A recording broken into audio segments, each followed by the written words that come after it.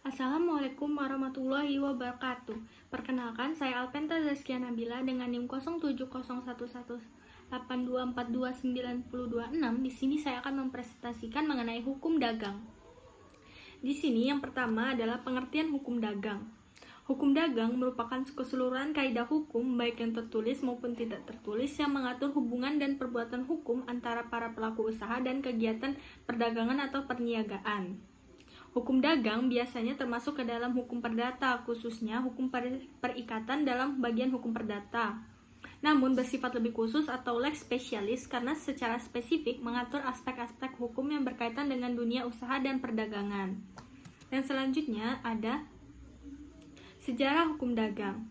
Sejarah hukum dagang ini, hukum dagang berasal dari hukum Romawi yang mulai mengatur kegiatan perdagangan yang kemudian berkembang pesat pada abad pertengahan di Eropa seiring meningkatnya perdagangan antar negara. Kemudian Perancis mengkodifikasikan hukum dagang dalam Code de Commerce pada tahun 1807. Belanda membuat Wetboek van Koophandel (WVK) terinspirasi dari Prancis. Indonesia mengadopsi WVK tahun 1848 yang kemudian dikenal sebagai KUHD. KUHD masih berlaku hingga saat ini loh. Kemudian banyak ketentuannya diperbarui dengan undang-undang modern. Nah, yang selanjutnya kita beralih ke sumber-sumber hukum dagang. Hukum dagang memiliki berbagai sumber yaitu 6. Yang pertama kitab Undang-Undang Hukum Perdata, yaitu yang mengatur hukum perdata umum termasuk ke dalam perjanjian.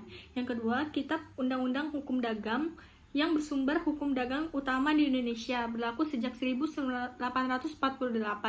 Yang ketiga, ada undang-undang di luar KUHD seperti Undang-Undang Perseroan Terbatas atau PT, Undang-Undang Kepailitan dan PKPU, Undang-Undang Surat Berharga, Undang-Undang Perbankan, Asuransi dan Perlindungan Konsumen.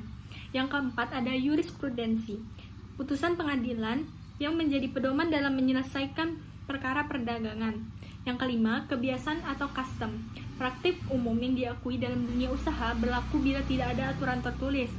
Dan yang terakhir ada doktrin, yaitu pendapat ahli, pendapat para pakar hukum sehingga rujukan dalam penafsiran hukum.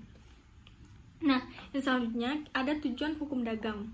Ada beberapa tujuan hukum dagang, yaitu yang pertama memberikan pemahaman hukum usaha, seperti mengetahui aturan, hak, dan kewajiban dalam dunia dagang. Yang kedua, mencegah menyelesaikan sengketa, menjadi dasar dalam menghadapi dan menyelesaikan konflik baik secara adil. Yang ketiga, memberikan kepastian dan perlindungan hukum, menjamin legalitas transaksi dan perlindungan hak antara pelaku usaha. Yang keempat, meningkatkan profesionalisme dan etika bisnis, yaitu mendorong pelaku usaha bertindak sesuai hukum dan nilai-nilai etis. Yang kelima, membantu analisis dan mengembalikan keputusan bisnis, yaitu membekali kemampuan menilai resiko hukum dan membuat keputusan yang tepat. Dan yang keenam, yang terakhir, menyesuaikan diri dengan perkembangan ekonomi dan hukum, yaitu dengan siap menghadapi tantangan globalisasi dan dinamika regulasi usaha. Nah, itu saja penjelasan saya mengenai hukum dagang. Semoga dapat dipahami dan dimengerti. Sekian dan terima kasih. Wassalamualaikum warahmatullahi wabarakatuh.